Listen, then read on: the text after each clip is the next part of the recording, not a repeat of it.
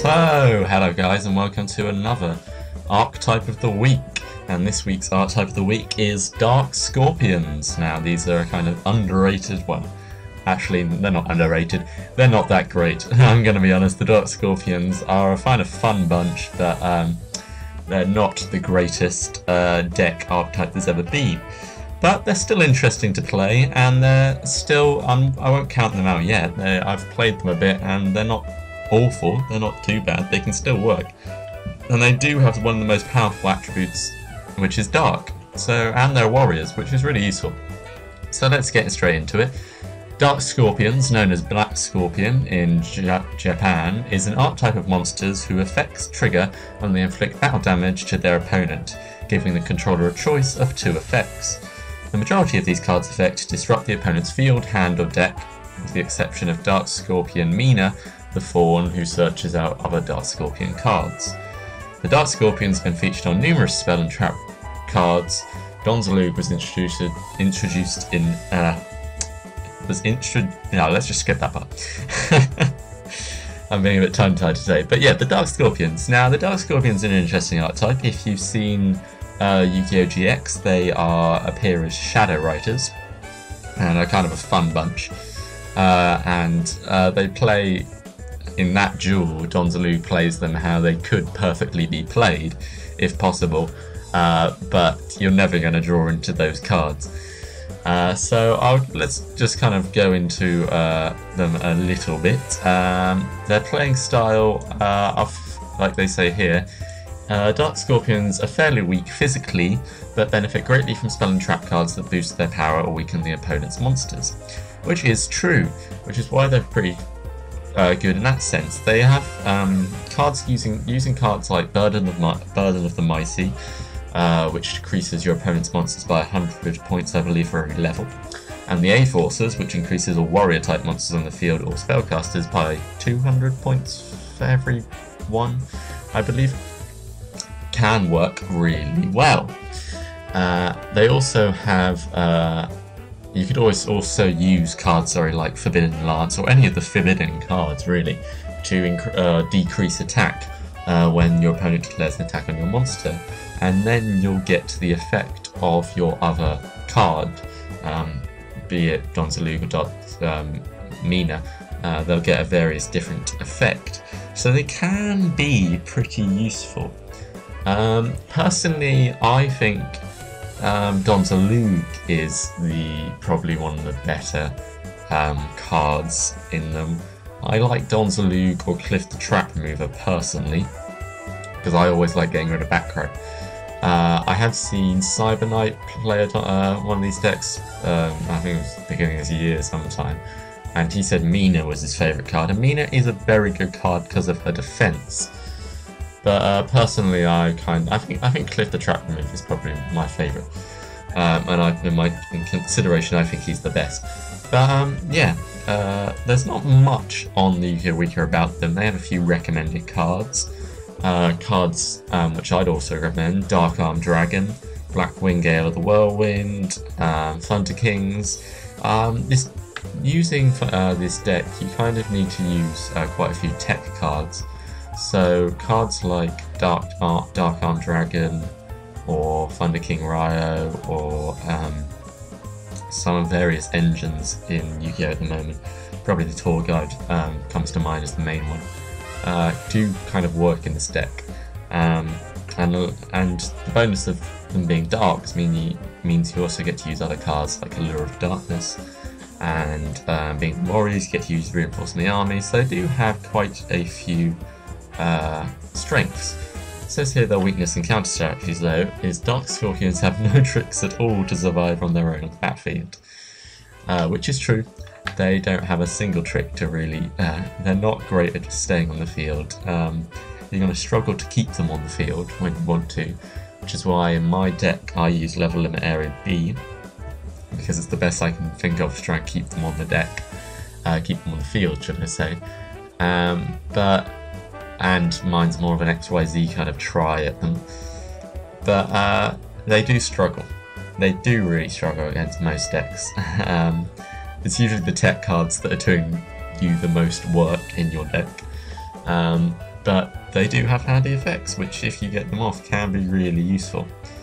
It says here that you can use banishing powers like Dimensional Fissure and Macrocosmos in this deck, which would work.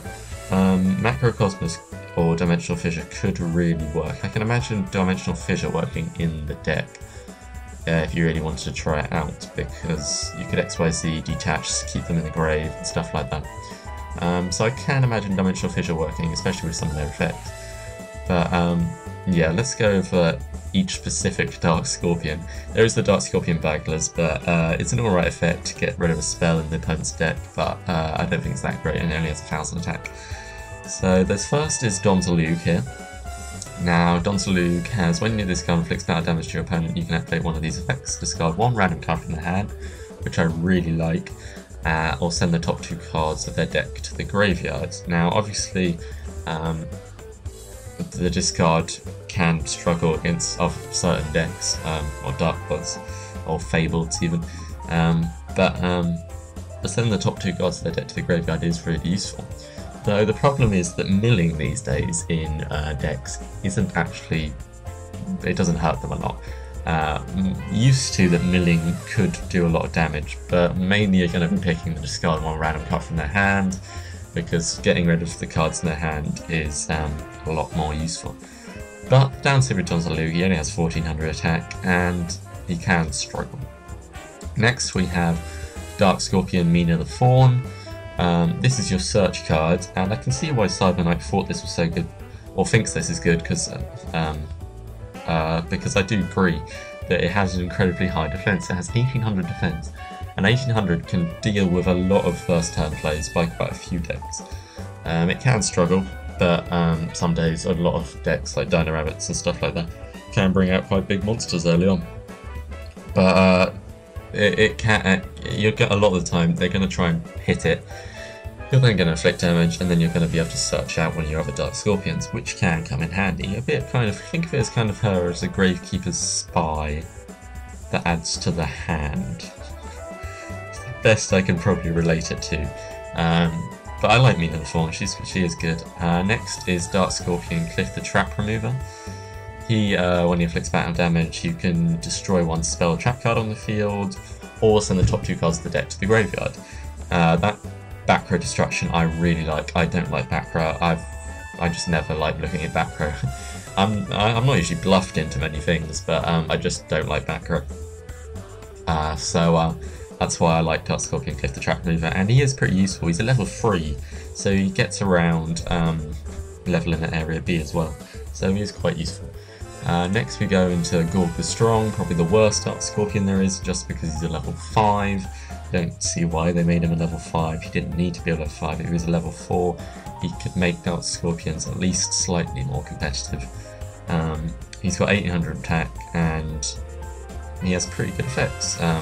He can target one monster your opponent controls, turn that target to the top of the deck. Maybe that's why they didn't make him a level 4, because there might have been some lockdowns you could have tried doing, possibly, with him. I'm going to mind that are very good, you'd just be able to lock him down a little bit, your opponent, but no, he's not that great, and I didn't have any room for him in my deck because he's level 5. But if you think Gorg's good, tell me why. What do you think Gorg's good at? Next we finalise with Dark Scorpion Chick the Yellow.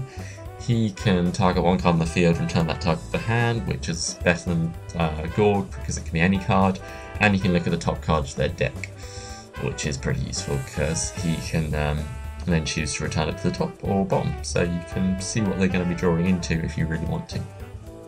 So those are the Dark Scorpions. They are pretty good sometimes. They're very, they can work sometimes or they don't work. Very, very much that kind of deck. I do like their artwork, I kind of like their whole eye. He's the Donzalug character in the GX has kind of got a weird kind of Christopher Walken kind of style voice. But I like them. They're a bit of fun, they're nice to play, and you can play really nice tech cards with them because they're darks and they're warriors. And dark warriors are pretty good. There's a lot of spells for warriors and darks.